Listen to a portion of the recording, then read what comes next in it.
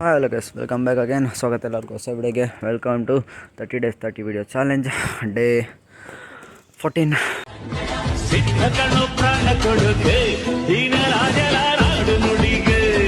ಇವತ್ತು ನಾನು ಬಂದಿದ್ದೆ ಲೇಟ್ ಆಯಿತು. ಸೊ ಮನೆಗೆ ಬರೋಷ್ಟರಲ್ಲಿ 10:30 ಆಗಿತ್ತು. ಸ್ವಲ್ಪ ಆಚೆ ಕೆಲಸ ಇರೋದ್ರಿಂದ ಆಚೆ ಹೋಗಿದ್ದೆ. ಸೊ ಯಾವುದೇ ಕಾರಣಕ್ಕೂ ವೀಡಿಯೋ ಕ್ವಿಟ್ ಆಗಬಾರ್ದು, ಚಾಲೆಂಜಿಂದ ಹಿಂದೆ ಉಳಿಬಾರ್ದು ಅನ್ನೋ ರೀಸನ್ಗೋಸ್ಕರ ಈ ವಿಡಿಯೋ ಮಾಡ್ತಾಯಿದ್ದೀನಿ. ಇದು ಮಿನಿ ಬ್ಲಾಗ್ ಥರ ಇರುತ್ತೆ.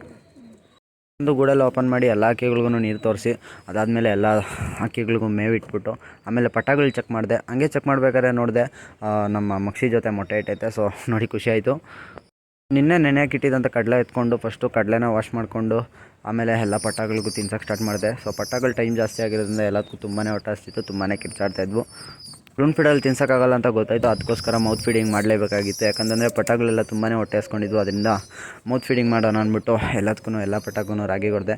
ಸೊ ಅದಾದ ನಂತರ ಎಲ್ಲ ಪಟಾಗೂ ವಾಪಸ್ ಗುಡೊಳಗಡೆ ಬಿಟ್ಬಿಟ್ಟು ಆಮೇಲೆ ಎಲ್ಲ ಹಕ್ಕಿಗೂ ವಾಪಸ್ ಇನ್ನೊಂದು ನೀರು ತೋರಿಸ್ಬಿಟ್ಟು ಈ ವಿಡಿಯೋನ ಎಂಡ್ ಮಾಡ್ತಿದ್ದೀನಿ. ಸಾರಿ ಕೇಳೋಕ್ಕೆ ಇಷ್ಟಪಡ್ತೀನಿ ಎಲ್ಲರಿಗೂ, ಯಾಕಂತಂದರೆ ಬೈ ಸಮ್ ರೀಸನ್ಸ್ ಇವತ್ತು ವೀಡಿಯೋ ಮಾಡೋಕ್ಕಾಗಲಿಲ್ಲ. ನಾಳೆ ನಿಮಗೆ ಅದೇ ವಿಡಿಯೋ ನಿಮಗೆ ಇರುತ್ತೆ.